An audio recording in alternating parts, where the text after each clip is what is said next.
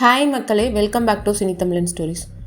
நம்ம இன்றைக்கி பார்க்க போகிற மூவி ரீசெண்டாக மலையாளமில் நம்ம மெகாஸ்டார் மம்முட்டி நடிப்பில் வெளிவந்த ஒரு crime thriller movie Kannur squad. மூவியோட ஷார்ட் கிளிப் சொல்லணும் அப்படின்னா, ஒரு அரசியல்வாதியை ஒரு கும்பல் கொலை பண்ணிடுறாங்க. அந்த கொலையை எதுக்காக பண்ணாங்க, இதை கண்ணூர் ஸ்குவாடுன்ற குரூப் எப்படி கண்டுபிடிக்கிறாங்க, அந்த கொலைகாரனை எப்படி சேஸ் பண்ணுறாங்க, சேஸ் பண்ண போகும்போது எவ்வளோ ப்ராப்ளம்ஸ் ஃபேஸ் பண்ணுறாங்க, இத்தனை ப்ராப்ளம்ஸ்க்கும் நடுவில் எப்படி வெற்றியை நோக்கி அந்த டீமை லீட் பண்ணுறாங்க, இதுதான். வாங்க மூவிக்குள்ளே போயிடலாம். காசர்கோடில் அப்துல் வஹாப்னு ஒரு பணக்கார அரசியல்வாதி இருக்கார். அரசியல்வாதினாலே பணக்காரங்களாக தானே இருப்பாங்க. அவர் ஒரு குரூப் கொடூரமான முறையில் கொன்றுடுறாங்க. அவரோட ஒய்ஃபு, பையன், பொண்ணு எல்லாத்தையுமே தாக்கிடுறாங்க. அவங்களும் ரொம்ப அடிபட்டிருக்கு, ஆனாலும் உயிருக்கு ஆபத்து இல்லாத சுச்சுவேஷன். பட் இவர் இறந்து போயிடுறாரு. இதுக்காக தான் அந்த ப்ரொட்டஸ்ட் நடந்திருக்கு. இவரை யார் பண்ணாங்க அப்படின்றத ஃபைண்ட் அவுட் பண்ண சொல்லி சிஎம்லேருந்து பயங்கர ப்ரெஷர். ஸோ இதில் சோழன் அப்படின்ற ஒரு எஸ்ஐ உள்ளே வராரு. அவர் தான் இன்வெஸ்டிகேஷன் ஆஃபீஸர் மாதிரி. அவரும் நிறையா சர்ச் பண்ணுறாரு. அவரால் பெருசாக எதுவும் ஃபைண்ட் அவுட் பண்ண முடியல. பட் ப்ரெஷர் பயங்கரமாக இருக்குது. 10 days கண்டுபிடிக்கணும் அப்படின்ற ஒரு பயங்கர ப்ரெஷர். ஸோ அவர் ஹையர் அஃபீஷியல்ட்டெல்லாம் டிஸ்கஸ் பண்ணிவிட்டு இந்த கேஸை கண்ணூர் ஸ்குவாடுக்கிட்ட கொடுக்கலாம் அப்படின்னு அவர் டெசிஷன் எடுத்துடுறாரு. ஸோ கண்ணூர் ஸ்குவாடில் நம்ம மம்முட்டி தான் ஹெட்டு. அவரோட பேர் சார்ஜ். அவரை கூப்பிட்டு, உங்களுக்கு காசர்கோடை பற்றி சொல்ல தேவையில்லை, உங்களுக்கு எல்லா டீட்டெயில்ஸும் தெரியும் இல்லையா அப்படின்னு சொல்லி அதை எக்ஸ்பிளைன் பண்ணுறாரு நம்ம சோழன். நம்ம சார்ஜும் நான் 10 days ஃபைண்ட் அவுட் பண்ணிடுறேன் அப்படின்னு ஒரு ஸ்ட்ராங்காக உறுதிமொழி கொடுத்துட்டு கிளம்பிடுறாரு. அவரோட டீமை அசம்பிள் பண்ணுறாரு. டீம் அசம்பிள் ஆகிறதுக்குள்ளே ஒரு பர்சன் அந்த லஞ்சம் வாங்கினால நம்ம டீமோட ரெப்புடேஷனே போயிடுச்சு, அவரை நம்ம இன்க்ளூட் பண்ணிக்க வேண்டாம் அப்படின்னு சொல்கிறாரு. பட் மம்முட்டி அதை கேட்கல. அவங்க இன்க்ளூட் பண்ணுறாங்க. இது ராபரி கேஸ் மாதிரி தெரியுது அப்படின்னு சொல்லி ஒரு க்ளூ அவங்களுக்கு. அண்ட் தென் நம்மளுக்கு உள்ள நிறைய பர்சனல் ப்ராப்ளம்ஸ் இருக்கும். அது எதுவும் இந்த கேஸ் அஃபெக்ட் பண்ணக்கூடாது. நமக்கு இருக்கிறதோ ஒரு 10 days டைம் தான், அதுக்குள்ளே நம்ம இதை ஃபைண்ட் அவுட் பண்ணணும் அப்படின்னு சொல்லிட்டு அந்த டீம் அங்கேருந்து கிளம்பி கொலை நடந்த இடத்துக்கு போகிறாங்க. அவர் பையன்கிட்ட விசாரிக்கிறாரு. வீட்டில் ஒவ்வொரு பார்ட்டையும், அந்த சிசிடிவி கேமரா பார்ட், அதுக்கான ப்ளக்ஸ் எல்லாத்தையும் செக் பண்ணிகிட்டே மேலே போகிறாங்க. அந்த கொலை நடந்த இடத்த போய் பார்க்குறாங்க. அந்த இடத்துல ஒருத்தர் ரிப்போர்ட் கொடுக்குறாரு. இங்கே நமக்கு கிடைச்சது ஒரே ஒரு க்ளூ, அதுவும் யூரின் சாம்பிள். ஃபாரின்சிக் எடுத்துகிட்டு போயிருக்காங்க. வேறு எந்த ஃபிங்கர் பிரிண்ட்ஸோ வேறு எதுவுமே கிடையாது. தென் ஃபைண்ட் அவுட் பண்ண முடியாத அளவுக்கு மிளகா பொடியெல்லாம் தூவிட்டு போயிருக்காங்க அப்படின்னு சொல்கிறாங்க. ஓகே, அவரோட ஒய்ஃப் எல்லாம் என்ன பண்ணுறாங்கன்னு கேட்கும்போது, அவரோட பொண்ணு ஹாஸ்பிட்டலைஸ்டாக இருக்காங்க, அவங்களுக்கு சப்போர்ட்டிவாக அங்கே இருக்காங்க அப்படின்னும் சொல்கிறாங்க. ஃபஸ்ட் ஆப்ஷனாக அந்த ஏரியாவில் இருந்த ஃபோன் கால்ஸ் ஹிஸ்ட்ரி டீட்டெயில்ஸ் எல்லாம் கலெக்ட் பண்ணுறாங்க. அது பார்த்தா பல லட்சம் ஃபோன் கால்ஸ் இருக்கும் இல்லையா அந்த பர்டிகுலர் டைமில். ஸோ ஒரு சென்டருக்கு போய் இந்த டீட்டெயில்ஸ் எல்லாம் கலெக்ட் பண்ணுறாங்க. அதுக்கப்புறம் ஒரு 2 நிமிஷம் மட்டும் பேசி இந்த ஃபோன் கால்ஸை மட்டும் ஃபில்டர் பண்ணி எடுக்கிறாங்க. அதை மாதிரி பண்ணும்போது அதுக்கப்புறம் லாட் ஆஃப் ஃபில்டர்ஸ் போட்டு ஃபைனலாக ஒரு 7000 சம்திங் டீட்டெயில்ஸ் மட்டும்தான் எடுக்கிறாங்க. இதில் ஒன்லி 1-to-1 கால்ஸ் எதுக்கு போயிருக்கு அப்படின்றத ஃபைண்ட் அவுட் பண்ணுறாங்க. இது மம்முட்டியும் இன்னொரு பர்சன் மட்டும் பண்ணுறாங்க. ரிமைனிங் இருக்க 2 persons அந்த சரௌண்டிங்கில் இருக்க சிசிடிவி இந்த மாதிரி நிறைய செக் பண்ணுறாங்க. ஆனால் அன்றைக்கி மழை பெஞ்சனால பெருசாக யாரோட ஃபேஸும் தெரியலை. ஆனால் ஒரு கார் மட்டும் ஃபைண்ட் அவுட் பண்ணுறாங்க. ஆனால் அந்த காரோட நம்பர் ஃபேக் நம்பர் அப்படின்றதும் அவங்களால பண்ண முடிஞ்சிச்சு. அதுக்கு மேலே ட்ரேக் பண்ண முடியாது இல்லையா. ஸோ அங்கே ஸ்டாப் ஆகிடுச்சு. இப்போ ஃபோன் காலில் மட்டும்தான் எல்லாருமே கான்சென்ட்ரேட் பண்ணுறாங்க. அந்த 1-to-1 காலை மட்டும் ஃபில்டர் பண்ணுவோம் அப்படின்னு எல்லோரும் ஒவ்வொரு கால்ஸாக எடுத்துகிட்ருக்காங்க. அந்த 1-to-1 கால் டீட்டெயில்ஸ் எடுத்தாச்சு. நெக்ஸ்ட் அதை வச்சு தான் ப்ரொசீட் பண்ண போகிறோன்றதை ஃபைனலைஸ் பண்ணிட்டாங்க. அதோட ஒவ்வொரு அட்ரஸையாக போய் சர்ச் பண்ணுறாங்க. அங்கே ஃபைனலாக ஒருத்தவங்க சிக்கிறாங்க. யாருன்னா ஒரு நார்த் இந்தியன் ப்ளஸ் மலையாளி 2 பேரும் ஒரு டீமாக இருக்காங்க. அவங்கக்கிட்ட கேட்கும்போது என் நம்பர் இல்லைன்னு சொல்கிறாங்க. பட் அவங்க அட்ரஸை கொடுத்து தான் வாங்கியிருக்கு.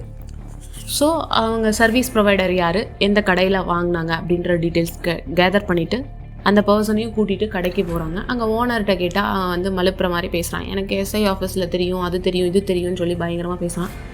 பலார்னு ஒன்று விட்ட உடனே அப்புறம் டீட்டெயில் சொல்கிறான். ரியாஸ்னு ஒரு பேரை சொல்கிறான்.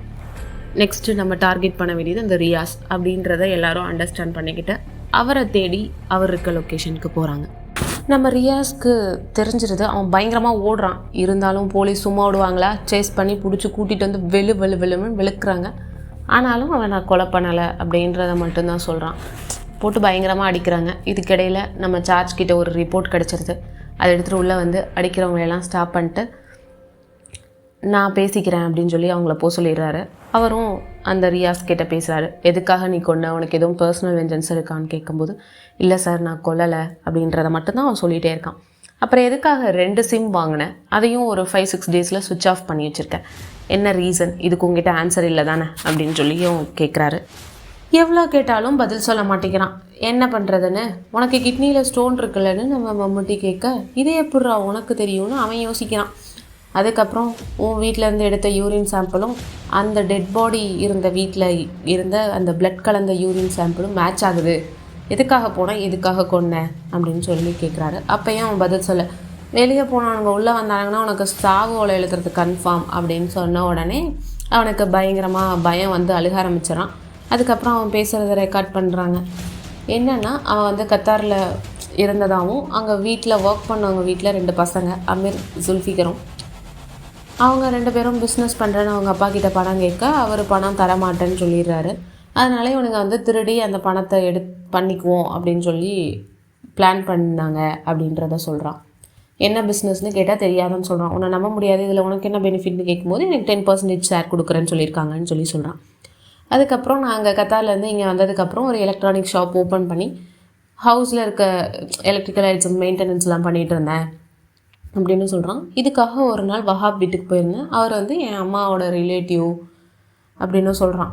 அப்போ வந்து இவன் சிசிடிவி மெயின்டெனன்ஸ் பண்ணிகிட்டு இருக்கும்போது அவர் வந்து மேலே போய் ஒரு சூட்கேஸ் வச்சு சூட்கேஸ் ஃபுல்லாக பணம் வச்சுருப்பார். அதை இவன் சிசிடிவி வழியாக பார்த்துருவான்.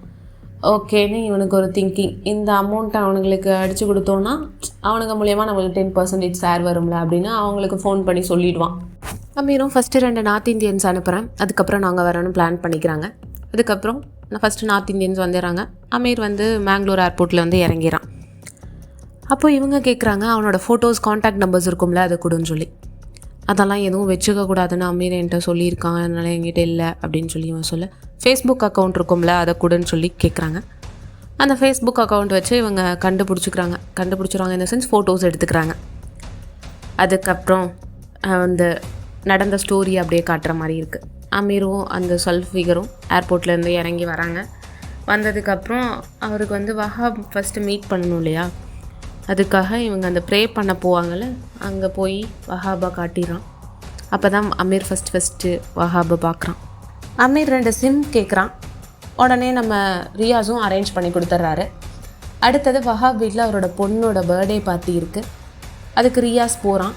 அந்த டைமை யூஸ் பண்ணிக்கலான்னு சொல்லிவிட்டு இவங்களுக்கு வீடியோ கால் பண்ணி இங்கே சிசிடிவி கேமரா இருக்குது, இந்த ரூமில் தான் பணம் இருக்குது, இந்த மாதிரி எல்லா டீட்டெயில்ஸையும் காட்டிடுறான். ஃபங்க்ஷன் முடிஞ்சதும் சாப்பிட போகிறாங்க. அந்த டைமில் வஹாபோட டிரைவர் உட்காந்துருக்காரு.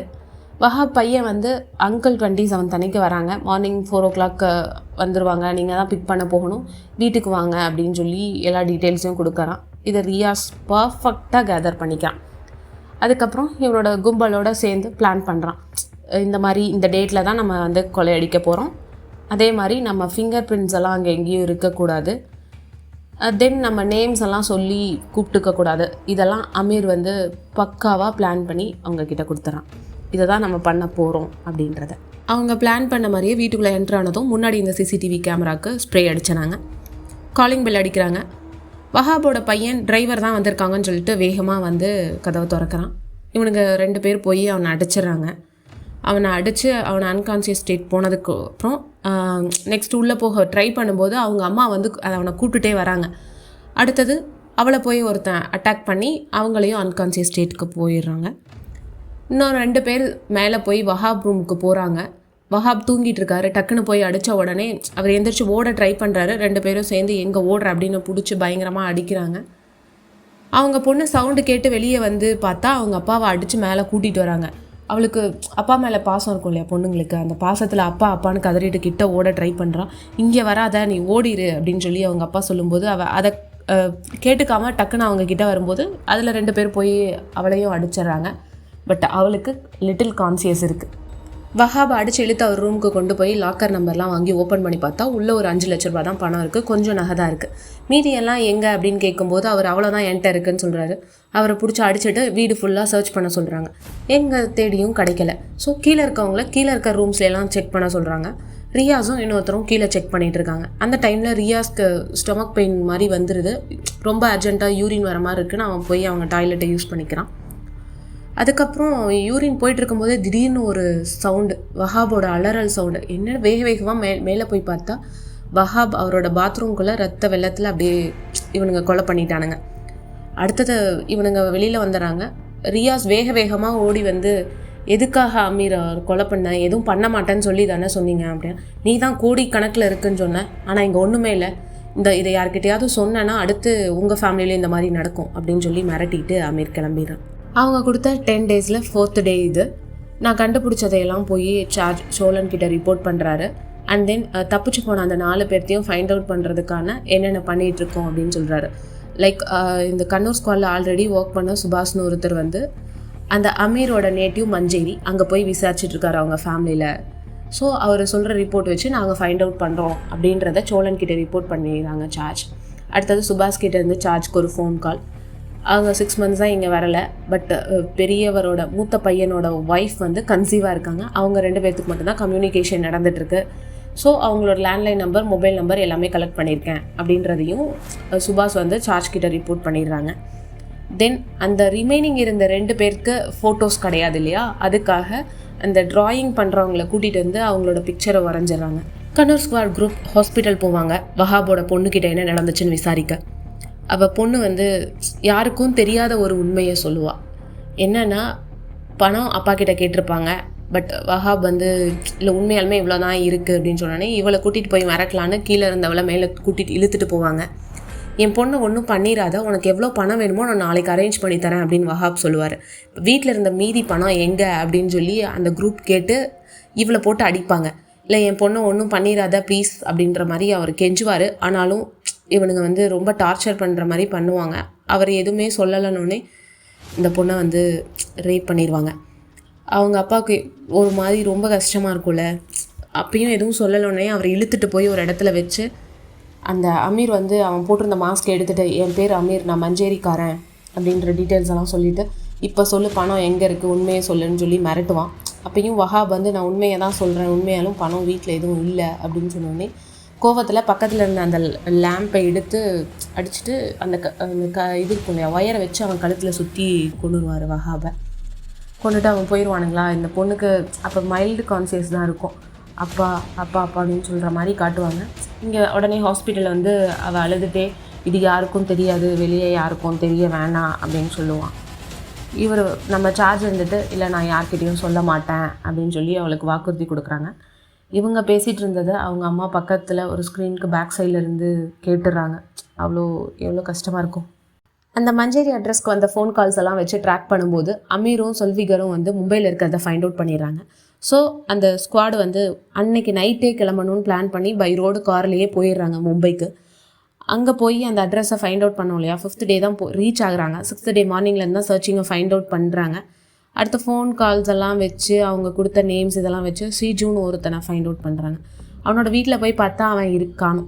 அவன் வர வரைக்கும் நம்ம வெயிட் பண்ணணும்னு சொல்லிட்டு அன்றைக்கி நைட் ஆகிடுது. நைட்டு வரைக்குமே வெயிட் பண்ணுறாங்க. அவன் ஆல்மோஸ்ட் மிட் நைட்டில் வந்தோடனே அவனை அந்த வீட்டிலேருந்து பிடிச்சிட்டு வந்துடுறாங்க. பிடிச்சிட்டு வந்து அடித்து அவனை டீட்டெயில்ஸ் கேட்குற அன்றைக்கி டே 7 ஆகிடுது. ஸ்ரீஜு கொடுத்த இன்ஃபர்மேஷன் என்னென்னா, ஜஸ்ட் அமீரும் அந்த சல்ஃபிகரும் வந்து ஸ்டே பண்ணுறதுக்காக ரூம் கேட்டாங்க. ரூம் அரேஞ்ச் பண்ணி கொடுத்தேன். ஒவ்வொரு டைமும் ஒவ்வொரு ஃபோன் பூத்தில் போய் தான் பண்ணுவாங்க. அதுக்கு பதிலாக என் ஃபோனை யூஸ் பண்ணிக்கோங்கன்னு சொல்லி நான் ஃபோன் கொடுத்தேன். அவ்வளோதான். ஒன் டே வந்து புவனேஸ்வருக்கு டிக்கெட் எடுத்து கொடுக்க சொல்லி ஜங்ஷனில் வந்து ட்ராப் பண்ண சொன்னாங்க. நான் எடுத்து கொடுத்துட்டு ஜங்ஷனில் ட்ராப் பண்ணேன். அந்த டைமில் அமீர் யார்கிட்டயோ ஃபோனில் பேசினா. அவன் ஒரு நம்பர் சொன்னான். அந்த நம்பரை நான் நோட் பண்ணேன். நான் நோட் பண்ணுறதை நோட்டீஸ் பண்ணிட்டு 8 டிஜிட்க்கு மேலே அவன் சொல்லலை அப்படின்றத மட்டும் சொல்கிறான். ஓகேன்ட்டு அந்த நம்பரை வாங்கிட்டு ஸ்ரீஜு விட்டுட்டு வந்துடுறாங்க. வெளியே வந்தோடனே கண்ணூர் ஸ்குவாடில் இருக்க ரிமைனிங் 3 பேர் வந்து, இப்போ நம்ம புவனேஸ்வர் போகணுன்னா 1600 கிலோமீட்டர் ஃப்ளைட்டில் தான் போய் ஆகணும். 10 o'clock சம்திங் ஒரு ஃப்ளைட் இருக்குது, அதுக்கு போயிடுவோம் அப்படின்னு சொல்லி டிஸ்கஸ் பண்ணிட்டு வராங்க. உடனே நம்ம ஜார்ஜுக்கு பயங்கர கோவம். புவனேஸ்வருக்கு அவன் டிக்கெட் தான் எடுத்து கொடுத்துருக்கான். அவன் அந்த ட்ரெயினில் போனானான்னு கன்ஃபார்மாக தெரியாது. அண்ட் தென் அவன் எங்கே வேணாலும் இறங்கியிருக்கலாம் இல்லையா, மிடில் எந்த ஸ்டேஷன் வேணாலும் இறங்கியிருக்கலாம், எப்படி ஃபைண்ட் அவுட் பண்ண முடியும் அப்படின்னு கத்துறாரு. அந்த டைமில் வினோத் அவர்கிட்ட இருந்த ஒரு கால். வினோத் யாருன்னா, அவர் தான் இந்த கால் ட்ராக் பண்ணி எங்கெங்கே இருக்காங்கன்னு சொல்கிறது. ஒரு கால் பண்ணிவிட்டு உத்தரப்பிரதேஷ்கிட்ட ஃபைசாபாத்லேருந்து ஒரு ஃபோன் கால் மஞ்சரிக்கு போயிருக்கு அப்படின்ற இன்ஃபர்மேஷனை சொல்லி அந்த ஃபோன் நம்பரும் சொல்கிறான். அந்த ஃபோன் நம்பர் ஆல்மோஸ்ட் வந்து நம்ம ஸ்ரீஜு கொடுத்த ஃபோன் நம்பர். ஸோ ஃபைசாபாத்தில் அவங்க இருக்கிற இன்ஃபர்மேஷனை கண்டுபிடிச்சதை வந்து சார்ஜ் வந்து சோழன்கிட்ட இன்ஃபார்ம் பண்ணுறாரு.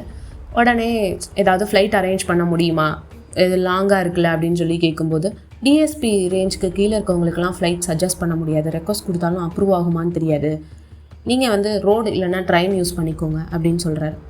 உடனே கன்னூர் ஸ்குவாடில் இருக்க பர்சன்ஸ் வந்து புக் பண்ணலாமான்னு கேட்கும்போது, நமக்காக 30,000 ரூபா செலவு பண்ணுறதுக்கு டீமில் இடம் இல்லையா, லைக் கவர்மெண்ட் கிட்டே இல்லையா அப்படின்ற மாதிரி அவர் சொல்கிறாரு. ஓகே, நம்ம சொந்த காசில் போகலாமா அப்படின்னு யோசிக்கிறாங்க. உடனே நம்ம சார்ஜ் இருந்துட்டு, இல்லை நம்ம காரே ஒரு போலீஸ் தான், நம்ம கார்லேயே போயிடுவோம் அப்படின்னு சொல்லி போகிறாங்க. ஆல்மோஸ்ட் 2 days கிட்ட ஆகுது ட்ராவல் பண்ணுறதுக்கு. போகிற வழியில் வந்து சாப்பிட்றது, அப்படியே குளிக்கிறது, ஒருத்தர் மாற்றி ஒருத்தர் அப்படியே தூங்கிக்கிட்டு ட்ராவல் பண்ணுறது, இந்த மாதிரியே டேஸ் போகுது. ஆல்மோஸ்ட் 8th day வந்துருச்சு. நம்ம உடனே நம்ம சோழன்கிட்ட ரிப்போர்ட் கேட்பாங்க இல்லையா, அவங்க ஃபைசாபாத்தில் இருக்காங்க, 1 or 2 லூப் ஹோல்ஸ் தான் வச்சுருக்காங்க, இதை வச்சு தான் அவங்க ஃபைன் பண்ணி இப்போ அங்கே போயிருக்காங்க அப்படின்றத சொல்லிவிட்டு இன்னும் ஒரு 2 days வெயிட் பண்ணலாம் சார் அப்படின்றத பெர்மிஷனும் வாங்கிக்கிறாரு. அந்த ஏரியாவில் இருக்க போலீஸ் சப்போர்ட் வேணும் இல்லையா, ஃபைசாபாத்தில் போய் ஒரு போலீஸை வந்து சப்போர்ட்டுக்கு கூப்பிட்றாங்க. அவங்க யாரும் அனுப்ப முடியாதுன்னு சொன்னோன்னே நம்ம சார்ஜ் வந்து பேசி அட்லீஸ்ட் ஒரு கான்ஸ்டபிள்னு சொல்லி ஒருத்தரை கூட்டிகிட்டு வந்து டீமை இன்ட்ரடியூஸ் பண்ணிடுறாங்க. அவங்க கிளம்பி அந்த வில்லேஜில் அந்த எக்ஸாக்ட் லொக்கேஷனுக்கு ட்ராவல் பண்ணிகிட்டு இருக்கும்போது, நம்ம மணல் மாஃபியா கிட்ட பணம் வாங்கின ஒரு பர்சன் வந்து இந்த டீமில் இருக்கார் இல்லையா, அவரோட அந்த பணம் வாங்கின வீடியோ வந்து டெலிகாஸ்ட் ஆகிடும். அப்துல் வஹாபோட கொலை கேஸில் வந்து கண்டுபிடிக்கிறதுல இந்த திருடனும் இருக்கானா அப்படிங்கிற மாதிரி ஒரு ராங் வேல அது டெலிகாஸ்ட் ஆகிடும். அண்ட் தென் அந்த டீமில் இருக்கவங்களோட ஃபேமிலிஸ் எல்லாம் இருக்கு இல்லையா, அதில் ஒருத்தரோட ஒய்ஃப்க்கு நெக்ஸ்ட் டே டெலிவரியாக இருக்கும். இவ்வளோ இதையும் விட்டுட்டு போலீஸ் அதோட கஷ்டங்கள் என்ன அப்படின்றது இதில் காட்டியிருப்பாங்க. அந்த ஃபேமிலிஸ்லாம் விட்டுட்டு அந்த எக்ஸாக்ட் லொக்கேஷனுக்கு ரீச் ஆகுறாங்க. ஆனால் அது வந்து ரொம்ப பழங்காலத்து கிராமம் மாதிரி இருக்குது. லைக் எல்லா சந்தும் ஒரே மாதிரியே இருக்க மாதிரியும், அங்கே எதுவும் எக்ஸாக்டாக கண்டுபிடிக்காத மாதிரியும், மோஸ்ட்லி சிக்னலே கிடைக்காத ஏரியா. அங்கே ஃபைண்ட் அவுட் பண்ணி ஒரு லொக்கேஷனுக்குள்ளே போய் ஒரு வீட்டை தட்டுறாங்க. அந்த வீட்டுக்குள்ளே போனால் அங்கேயும் அந்த 4 பேரும் இல்லை, பட் வேறு 2 பேர் இருக்காங்க. அவனோட ஒய்ஃப் அண்ட் ஹஸ்பண்ட் அப்படி 2 பேர் இருக்காங்க. அதில் வந்து என்ன கேட்டாலும் அவங்க பதில் சொல்லலை. ஒய்ஃபோட கழுதில் கத்தி வச்சோடனே அவன் சொல்கிறான், ஹதோடாவும் பம்பிகாவும் என் பிரதர்ஸ் மாதிரி. அவங்க வந்து போய் இவங்க 2 பேர்த்தையும் பிக் பண்ண சொன்னாங்க. நான் பிக் பண்ணி கொண்டு வந்து என் வில்லேஜில் வச்சுருந்தேன். கூட்டிகிட்டு வர வழியில் தான் அவங்க என் ஃபோன் வாங்கி அவங்க வீட்டுக்கு பேசினாங்க. அப்பையும் அமீர் வந்து பேசாத அப்படின்னு சொல்லி பாதியில் பிடுங்கிட்டான் அப்படின்ற உண்மையை சொல்கிறாங்க. தென் இந்த வில்லேஜுக்கு தான் கூட்டிகிட்டு வந்தேன், இங்கே வந்து ஹதோடாவும் பம்பிகாவும் கூட்டிகிட்டு போயிட்டாங்க அப்படின்னு சொல்கிறான். இப்போ அவங்க எங்கன்னு கேட்கும்போது அவங்க ஹதோடா வீட்டில் இருக்காங்க அப்படின்னு சொல்லிடுறான். ஸோ அவங்க வீட்டை காட்ட சொல்லி இவனை கூட்டிகிட்டு போகிறாங்க.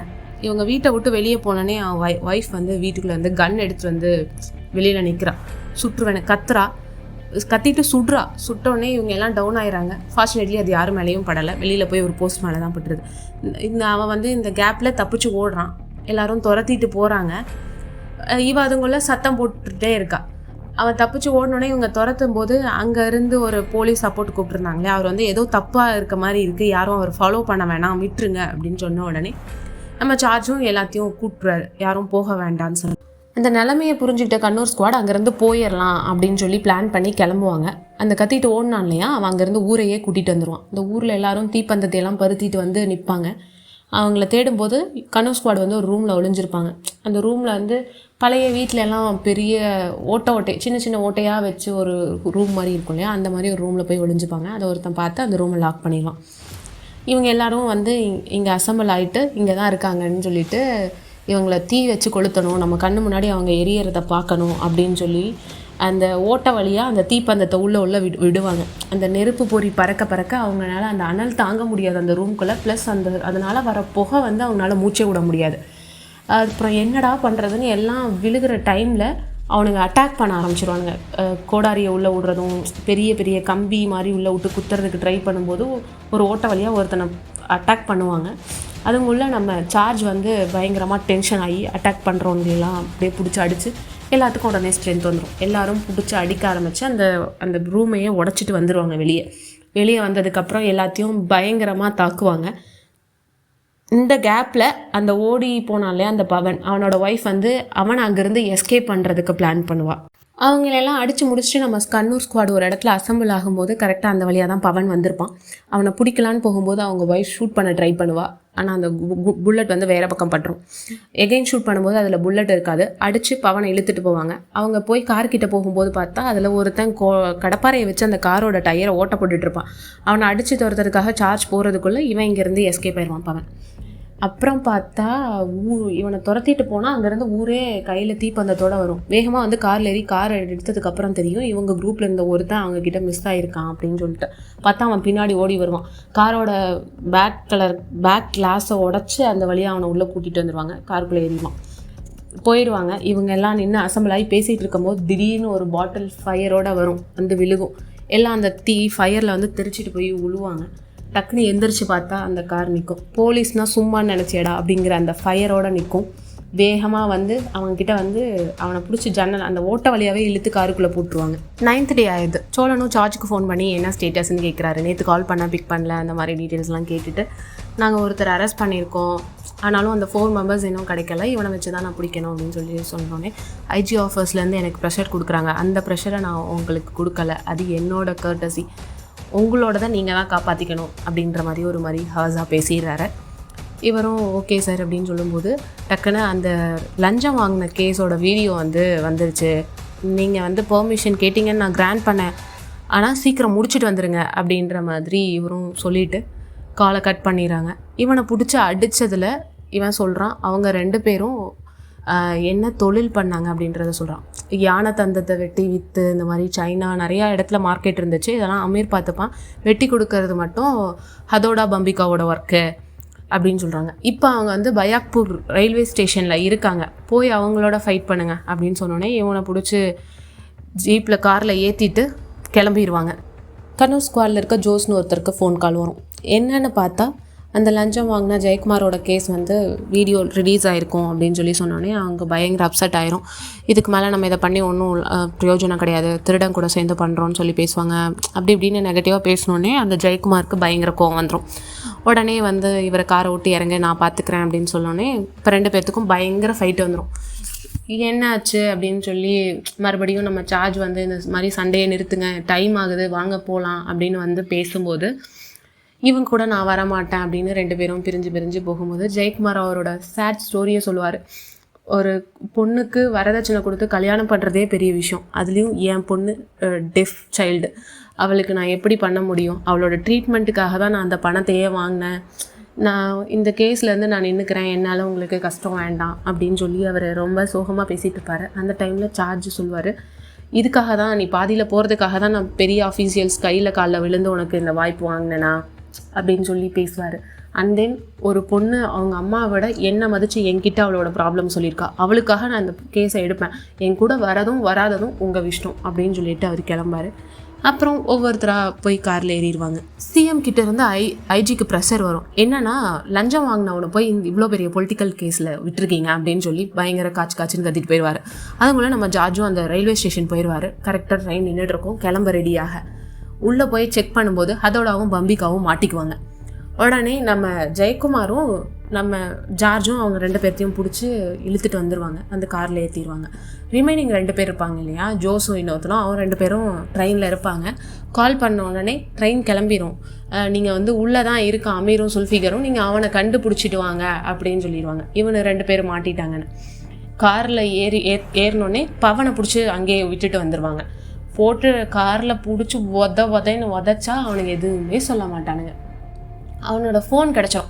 அந்த ஃபோன்லேருந்து வினோத்துக்கு கால் பண்ணி இந்த நம்பரோட லாஸ்ட்டு ஆக்டிவேஷன் எங்கே இருக்குதுன்னு கண்டுபிடின்னு சொல்லிட்டு இவங்க ட்ராவல் பண்ணிகிட்டே இருப்பாங்க. அதுக்குள்ளே ஹையர் அஃபீஷியலுக்கு இருந்து சோழனுக்கு பயங்கர ப்ரெஷர், லைக் அந்த கேஸை விட்டுருங்க அப்படின்னு சொல்லிட்டு. ஏன் சார் ஆல்மோஸ்ட் கண்டுபிடிச்சிட்டாங்களா, நீங்கள் கொடுத்த 10 நாளில் முடிஞ்சிடுச்சு அப்படிங்கிற மாதிரி அவரும் பேசி பார்க்குறாரு. ஆனால் ஒன்றும் ஆகலை, இது ஒரு மெஷினரி, இதுக்கு எமோஷன் கிடையாது, நீங்கள் நினைக்கிறதெல்லாம் இங்கே பண்ண முடியாது அப்படின்னு ஹையர் அஃபீஷியலும் சொல்ல, அவங்க ஜஸ்ட் வேட்டன் ஆகி தானே, நான் கூப்பிட்றேன், ஒன்றும் பிரச்சனை இல்லை அப்படின்னு சொல்லிட்டு சோழனும் டென்ஷன் ஆகிட்டு கத்திட்டு ஃபோன் பண்ணுவார். பட் இவங்க ஃபோன் பிக் பண்ண மாட்டாங்க.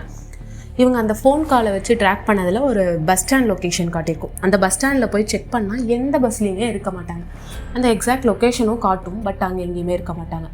அங்கே ஒரு பையன் வந்து அந்த ஃப்ரூட்ஸ் விற்றுட்ருப்பான். ஒரு கேரி கவரில் போட்டு எல்லா பஸ் ஸ்டாண்ட்லேயும் வைப்பாங்களே, அந்த மாதிரி ஒரு குட்டி பையன் விற்றுட்ருப்பான்.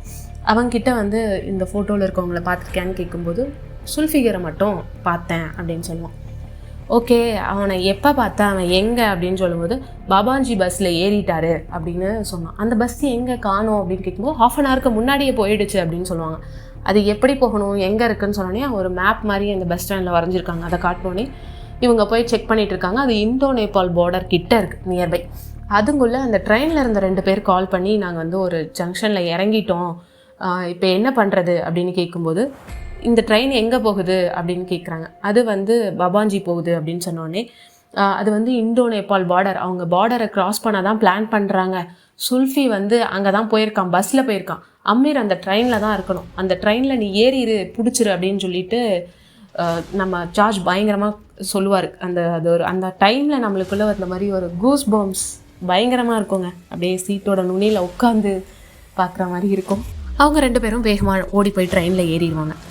சார்ஜ் ஃபோனே எடுக்கலைன்னு சொல்லிட்டு சோழன் வினோத் மூலயமா சார்ஜுக்கு கால் பண்ணி கான்ஃபரன்ஸ் கால் போடுவாங்க. எங்கே இருக்கீங்க சார்ஜ், நீங்கள் வந்து இதோட முடிஞ்சிச்சு, நீங்கள் ஸ்டாப் பண்ணிட்டு வாங்க அப்படின்னு சொல்லும்போது, இல்லை சார் நாங்கள் வந்து பாபாகஞ்ச் போயிட்டுருக்கோம், அங்கே தான் வந்து அவங்க இருக்காங்க அப்படின்னு சொன்னேன். நல்லா இருக்குது உங்கள் கதை. ஃபஸ்ட்டு மும்பை, அதுக்கப்புறம் புவனேஸ்வர், அதுக்கப்புறம் ஃபைசாபாத், இந்த மாதிரி என்ன டூர் அடிச்சிட்ருக்கீங்களா? உங்கள் டூர் இதோட முடிஞ்சிச்சு, சென்ட்ரல் ஏஜென்சி இந்த கேஸ் எடுக்க போகிறாங்க, நீங்கள் கிளம்பி வாங்க அப்படின்னு சொல்லி அவருக்கு கிடைச்ச ப்ரெஷரை இவர் மேலே திணிக்கிறாரு. இருந்தாலும் நம்ம சார்ஜ் பயங்கரமாக கோவம் வந்துருச்சு அவருக்குமே. ஆமாம் சார், நாங்கள் வந்து ஃப்ளைட்டில் ஃபேமிலியோடு என்ஜாய் பண்ண வந்திருக்கோம்ல, டூரு நாடோடி மாதிரி அலைஞ்சிட்ருக்கோம், அவங்கள பிடிக்கிறதுக்காக நீங்கள் இப்படி சொல்கிறீங்க அப்படின்னு சொல்லிட்டு டென்ஷன் ஆயிடுவார். 3000 கிலோமீட்டர் தாண்டி வந்த என்னால் 30 கிலோமீட்டருக்குள்ளே இருக்கவனை பிடிக்காமல் வர முடியாது சார், ஹையர் அஃபிஷியல்கிட்ட வந்து ஃபோன் பண்ண எடுக்கலை அப்படின்னு சொல்லி விட்டுருங்க, நான் பார்த்துக்கிறேன் அப்படின்னு சொல்லிடுவார். அந்த மொமெண்ட் வந்து சீரியஸாக உள்ளுக்குள்ளேருந்து ஒரு மாதிரி ஃபயர் எழுதுது அப்படி இருக்குங்க. உடனே வினோத்க்கும் அவ்வளோ ஹாப்பி ஆகிடும் அந்த கான்ஃபரன்ஸ் ஹாலில் கேட்ட உடனே, இப்படி சொல்லிட்டாரு அப்படின்னு சொல்லி. அந்த ஃபயரில் நம்ம சார்ஜும் கார் எடுத்துகிட்டு கிளம்புறாரு அந்த பஸ்ஸை ஃபாலோ பண்ணுறதுக்காக. அந்த ரோடு எப்படின்னா 2 சைடும் ஃபுல்லாக மரம், அந்த மரமும் வந்து காஞ்சி போன மரம் மாதிரி, லைக் ஜங்குள்குள்ளே ஒரு ரோடு இருந்தால் எப்படி இருக்கும் அதே தான். அந்த ரோட்டில் கார் போகுதே ஸ்பீடு, என்ன ஸ்பீடில் போகுதுன்னு அவங்களுக்கே தெரியலை. அந்த ரேஸில் போகிறவங்களோட பயங்கரமாக போய் அந்த பஸ்ஸை பிடிச்சிறாங்க. போய் உள்ளே செக் பண்ணி பார்த்தா காணோம் சுல்ஃபிகரை. அந்த கண்டக்டரை கேட்டால், ஆமாம் இந்த பஸ்ஸில் தான் வந்தார், லாஸ்ட் சீட்டில் உட்காந்துருந்தார் அப்படின்னு சொல்கிறாங்க. அங்கே எங்கே இறங்கினார் அப்படின்னு கேட்டால், ஆல்ரெடி 10-11 ஸ்டாப் வந்துருச்சு, எங்கே இறங்கினார்னு எனக்கு தெரியலை அப்படின்னு சொல்லிடுறாரு. சரின்னு சொல்லிவிட்டு சார்ஜ் வாங்க போகலான்னு சொல்லி கூப்பிடும்போது அந்த ஃபைசாபாத்லேருந்து ஒரு போலீஸ் கூப்பிட்டு வந்திருப்பாங்க இல்லையா, அவர் பேர் யோகேஷ். அவர் வந்துட்டு இது ஃபுல்லாக ஜங்கல், இதுக்கு மேலே நம்ம எங்கே போய் தேடுறது, அவங்க போயிட்டாங்க, நம்மளால் ஒன்றும் பண்ண முடியாது அப்படின்னு சொல்கிறாரு. அடுத்து என்ன பண்ணுறதுன்னு தெரியாத ஒரு சோகத்தில் சார்ஜ் அந்த கார்கிட்ட வந்து நின்றுட்டுருக்கும்போது அவனுங்க 2 பேரும் உள்ளே உட்காந்து பார்த்து பயங்கரமாக சிரிச்சுட்டே இருப்பானுங்க. பாரு உங்கள் ஓனர் ஒன்றுமே பண்ண முடியாமல் இருக்காரு அப்படி இப்படின்னு சொல்லிட்டு. உடனே நம்ம சார்ஜ் அவங்ககிட்ட போய், உனக்கு என்ன வேணாலும் தரேன், நீங்கள் வந்து உங்களை விட்டுறோம், எனக்கு நீங்கள் தேவையில்லை, எனக்கு தேவை அமீரும் சுல்ஃபிகரும் அப்படின்னு சொன்ன உடனே அவனுங்க வந்து பார்ப்பானுங்க. இவங்க டக்குன்னு பணத்தை எடுத்து நீட்டோடனே ஓகே நாங்கள் என்ன வேணாலும் பண்ணுறோன்னு சொல்லிடுவாங்க. ஒருத்தனுக்கு மட்டும் ஹேண்ட் கப்பை பற்றி கழட்டி விட்டுட்டு கூட்டிகிட்டு போவாங்க. அது பார்த்தா காட்டுக்குள்ளே வேறு எங்கேயோ போகும், அதே மாதிரியே காட்டுக்குள்ளே போகும், ஆனால் ரோடே இல்லாமல் போகும். அங்கே போனோடனே ஒரு இடத்துல ஸ்டாப் பண்ணால் 2 வே போகும். இதில் எந்த வே போகிறதுன்னு தெரியாது இல்லையா. அவனுக்கு 2 பேர்த்தையும் கேட்டப்போ கீழே இறங்கி வந்து ஹேண்ட் கப் ரிமூவ் பண்ணி விட சொல்லுவானு. சரின்னு இவங்களும் ஹேண்ட் கப் ரிமூவ் பண்ணி விட்டோன்னே ஒருத்தன் வந்து லெஃப்ட் சைடு கை காட்டுவான், இன்னொருத்தன் வந்து ரைட் சைடு கண்ணில் வச்சு பார்ப்பான், ஆனால் கை எதுவும் நீட்ட மாட்டான். உடனே நம்ம சார்ஜுக்கு டவுட் ஆயிடும். இவன் கை நீட்டுறதை பார்த்தோன்னே டக்குன்னு ஒரு துப்பாக்கி வெடிக்கிற சத்தம் கேட்கும். திடீர்னு அதில் ஒருத்தனோட கையில் பாதி விரல் பிஞ்சிக்கிட்டு விழுந்துடும். திரும்பி பார்த்தா ஹீஸ் ஆன் ஃபயர் அப்படிங்கிற மாதிரி அப்படியே நம்ம சார்ஜ் பயங்கர கெத்தாக அந்த துப்பாக்கி வச்சு ஒரு ஷூட் பண்ணியிருப்பார்ல, செமையாக இருக்குங்க. அப்படியே நெயில்ட் இட் அப்படின்னு சொல்லுவோம்ல, அந்த மாதிரி இருக்கும். டக்குன்னு என்னடா நினச்ச போலீஸை அப்படிங்கிற மாதிரி, இவன் இந்த சைடு கை நின்றான், நீ அந்த சைடு பார்க்குற, என்ன நினச்சிட்ருக்க, இது கூடவா கொண்டு வராமல் வந்திருப்போம், இப்போ சொல்கிறியா இல்லையா அப்படின்னு சொல்லி பயங்கரமாக மிரட்டின உடனே அவன் வந்து சொல்லிடுவான் இந்த வழியாக தான் போகணும்னு சொல்லிட்டு. அதுக்கப்புறம் தான் அந்த போலீஸ்க்கான கெத்தான வாக்கோட டக்குன்னு அவனை மறுபடியும் காரில் ஏற்றி அதுக்குள்ளே ட்ராவல் பண்ணுறாங்க. அவங்க சொன்ன ரூட்டில் இவங்களும் ட்ராவல் பண்ணுவாங்க. பட் அது வந்து ரொம்ப கரடு முரடான பாதையாக இருக்கும். ட்ராவல் பண்ணிவிட்டு ஆல்மோஸ்ட் கிட்ட ரீச் ஆகும்போது டக்குன்னு அவன் காரில் ஏதோ ஃபயர் ஆகும், கண்ணாடி உடைப்பாங்க. கார் வந்து மிஸ்கண்ட்ரோல் ஆகி அப்படியே கார் ஒரு பள்ளத்தில் நோக்கி போய் அப்ஸ்காண்ட் ஆகிடும். அப்புறம் பார்த்தா அப்போ தான் அமீரும் சுல்ஃபிகரும் காட்டுவாங்க. அவங்க வந்து இவங்க கார் எடுக்கும்போது பார்த்தா உள்ளே வந்து அந்த யோகேஷும் ஜெயக்குமார் மட்டும்தான் இருப்பாங்க. ப்ளஸ் அந்த 2 கொலகாரனுங்க இருப்பாங்க. அவனுங்க வந்து இவனை போட்டு அடிச்சிருவாங்க. அடுத்தது பார்த்தா உள்ளே சார்ஜ் இருக்க மாட்டார். உடனே அந்த ஒருத்தனுக்கு கை பிஞ்சு போச்சு இல்லையா, அவன் வந்து ஐயோ அவன் பெரிய டேஞ்சரஸ் பர்சன், அவன் நம்மளை கொல்ல போகிறான் அப்படின்னு சொல்லிட்டு அவன் அலறுவான். உடனே நம்ம அமீர் வந்துட்டு அந்த ஜெயக்குமார் மேலே நெத்தியில் துப்பாக்கி வச்சு அவன் எங்கே போயிட்டான், இதுதான் உனக்கு கடைசி சான்ஸ் அப்படின்னு சொல்லுவான். பட் இவன் எதுவும் சொல்ல முடியாது இல்லையா, ஏன்னா இவனுக்கும் தெரியாது கார் அப்ஸ்காண்ட் ஆனதுக்கப்புறம் அவன் எங்கே எஸ்கேப் ஆனான்னு எப்படி தெரியும். டக்குன்னு ஷூட் பண்ண வந்து நெத்தியில் வச்சு பாய் சொல்லிட்டு ஷூட் பண்ணுவான். டக்குன்னு ஒரு புல்லட் வெடிக்கிற சத்தம். அது வந்து நம்ம அமீரோட கன்னில் பட்டு கன் மிஸ்பிஹேவ் ஆகி தள்ளி போய் வெடித்தோம்.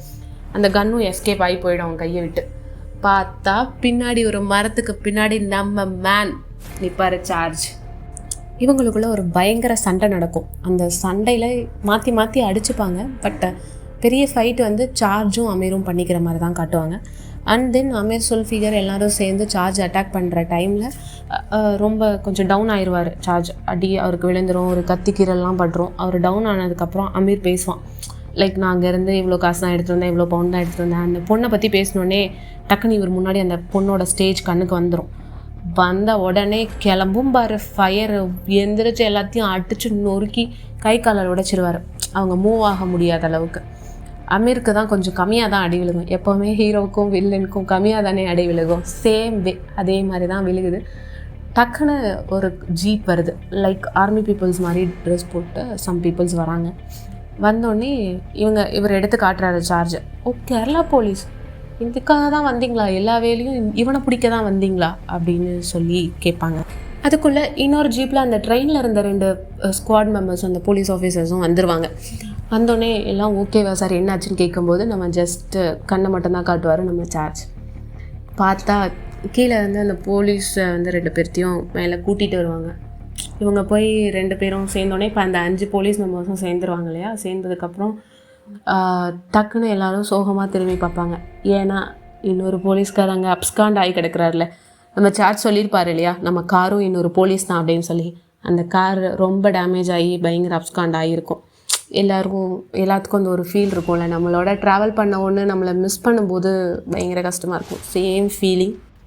நம்ம சார்ஜ் கிட்ட இருந்து அவரோட ஹையர் அஃபீஷியலுக்கு ஃபோன் வருது, லைக் சோழனுக்கு ஈக்குவல் போஸ்டிங்கில் இருக்கவங்களுக்கு. அமீர் சுல்ஃபிகர் எல்லாத்தையும் பிடிச்சிட்டோம் அப்படின்னு சொன்னேன். என்ன சார்ஜ் சொல்கிறீங்க, 4 பேர்த்தையும் பிடிச்சிட்டிங்களா? எஸ் சார், அமீர் சுல்ஃபிகர் ஹதோலா பம்பிகா எல்லாத்தையும் பிடிச்சிட்டோம் அப்படின்னு சொன்னோன்னே உடனே அவரோட ஹையர் அஃபீஷியல் இருப்பாங்க இல்லையா, அவர் வந்துட்டு ஓகே ஃப்ளைட் எடுத்துகிட்டு சீக்கிரம் அவனை கூட்டிகிட்டு வர சொல்லுங்கள் அப்படின்னு சொன்னோடனே ஃப்ளைட் எடுத்துகிட்டு வந்துடுங்க அப்படின்னு சொல்லுவாங்க. அவர் வந்துட்டு இல்லை சார் பரவாயில்ல, நான் எந்த வழியாக அவன் தப்பிச்சு போகணும்னு நினச்சானோ அந்த வழியாகவே நான் கூட்டிகிட்டு வரேன். அவன் வந்து என்ன கிரிமினல் வேலை வேணாலும் செஞ்சுட்டு இங்கேருந்து எஸ்கேப் ஆகலான்னு நினைக்கிறான். ஆனால் கேரளா போலீஸ் எங்கே இருந்தாலும் எப்படி இருந்தாலும் பிடிப்பான் அப்படிங்கிறது அவனுக்கு தெரியணும்ல. அவன் எந்த வழியில் தப்பிச்சு போனானோ அந்த வழியில் நான் கூட்டிகிட்டு வரேன் சார். நீங்களும் சோழன் சாரும் எனக்கு கொடுத்த சப்போர்ட்னால நான் இதை பண்ண முடியும் அப்படின்னு சொல்லிட்டு அவரும் கால் கட் பண்ணிடுறாரு. உடனே அந்த பர்சன் வந்து சோழன்கிட்ட பேசுகிறாரு. சார் அப்போ வந்து அவர் எடுத்த அக்ரெசிவ்லாம் நீங்கள் வந்து இது பண்ணியிருக்கீங்க அப்படி இப்படின்னு சொல்லும்போது, நான் மாடஸ்ட் பர்சனுக்கெல்லாம் வந்து ஃபேனாக கிடையாது, போலீஸ் வந்து 2 வகை இருக்காங்க அப்படின்னு சொல்லுவார். அதில் 80% ஆஃப் பீப்புள்ஸ் வந்து ஒன்லி வாட்சை பார்த்து வேலை செய்கிறவங்க, எப்போ டைம் ஆகும் கிளம்பலாம் அந்த மாதிரி இருப்பாங்க. ரிமைனிங் 20% அவங்க கோலுக்காக வாட்சே பார்க்காம வேலை செய்கிறவங்க. அந்த 20% பீப்புள்னால தான் இன்னும் இந்தியாவில் லா அண்ட் ஆர்டர் நிறையா ஸ்டேட்டில் மெயின்டைன் ஆகிட்டுருக்கு அப்படின்னு சொல்லி பேசிகிட்டு இருப்பார் சோழன். பேக்ரவுண்டில் வந்துட்டு அந்த ஃபாரஸ்ட்லேருந்து எப்படி அந்த கல்பிரிட்ஸ் எடுத்துகிட்டு வராங்க, எப்படி மரியாதை கொடுத்து இந்த போலீஸ் ஆஃபீஸர்ஸ் அனுப்புகிறாங்க அப்படின்றது இருக்கும். தென் நம்ம சோழனோட ஸ்டோரி. பழைய காலத்தில் ராஜாவுக்கு நிறையா யுத்தம் வரும். அந்த டைமில் அறிவுரை சொல்கிறதுக்கு நிறையா மினிஸ்டர்ஸ் இருப்பாங்க. ஆனால் களத்தில் போராடுறது கமாண்டர்ஸும் சோல்ஜரும் தான். அவங்கனால தான் ராஜாவுக்கு வெற்றியே கிடைக்கும். ஒரே ஒரு கமாண்டர் போதும் ராஜா வின் பண்ணுறதுக்காக, எவ்வளோ பெரிய யுத்தமாக இருந்தாலும் அப்படின்னு சொல்லி இந்த படத்தை முடிப்பாங்க. ஒரு போலீஸ் சிஸ்டமில் என்ன பாசிட்டிவிட்டி இருக்குது, என்ன நெகட்டிவ் இருக்குது, எல்லாத்தையுமே எக்ஸாக்டாக காட்டியிருக்காங்களோ அப்படின்ற ஒரு ஃபீல் க்ரியேட் ஆகுது. அந்த படத்தில் வர ஆக்ஷன்ஸ், எமோஷன்ஸ் எல்லாத்தையும் மம்முட்டியோட ஆக்டிங் வந்து அவர் தான் எவர்கிரீன் ஸ்டார் அப்படின்றத காட்டியிருக்கு. அவரோட கோபம், அவரோட இயலாமை, இந்த மாதிரி சுச்சுவேஷனில் வந்து அவரோட நம்மளும் அப்படியே ஒன்றி போய் அந்த படத்தில் வாழ்ந்த மாதிரி ஒரு ஃபீல். அவர் பண்ணுற எல்லா ஆக்ஷன்ஸ்லேயும் நம்மளும் அந்த ஸ்குவாட் டீமில் தான் இருக்கவோ அப்படின்னு நம்மளை ஃபீல் பண்ண வைக்குது. ஒவ்வொரு படத்துலேயும் எல்லா படமும் அந்த மாதிரி கூஸ் பம்ப்ஸ் க்ரியேட் ஆகாது. ஒவ்வொரு ஊர் அவங்களுக்கு ரீச் ஆகும்போதும் நம்மளுக்குள்ளே ஒரு கூஸ் பம்ப்ஸ். உண்மையாலுமே எனக்கு நிறைய இடத்துல அந்த மாதிரி கூஸ் பம்ப்ஸ். நம்ம தீரன் அதிகாரமில் பார்ப்போம் இல்லையா, 2 கிலோமீட்டர்னு கூட்டிகிட்டே போவாங்களே, அந்த மாதிரி இந்த ஊர் தான் கடைசி அப்படின்னு சொல்லிட்டு நிறையா அந்த படத்தில் வர மாதிரியே இதுலேயும் ஒரு குக்கிராமம், நைட்டு, ஃபயரு, பயங்கரமான ஒரு இது இருக்குது.